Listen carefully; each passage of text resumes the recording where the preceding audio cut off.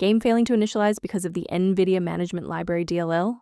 I'm Sophie Chen, a Windows Systems Specialist. Let's sync your multimedia environment and get you back to gaming.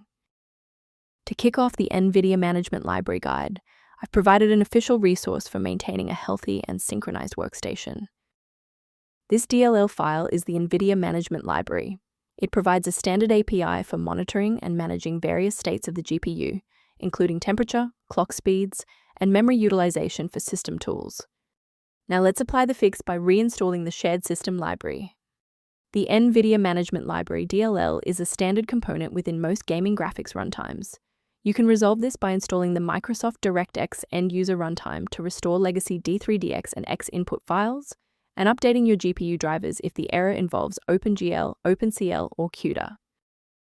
When a standard reinstall doesn't cut it, we move to advanced diagnostic steps to ensure the system is properly configured.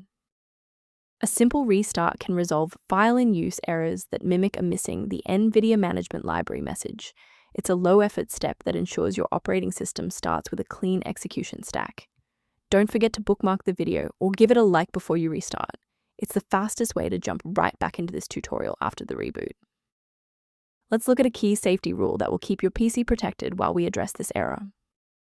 Please be cautious of websites offering free downloads of the NVIDIA Management Library DLL.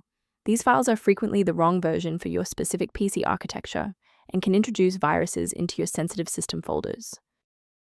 A verified diagnostic utility can help manage the ongoing restoration and health of your system's library ecosystem.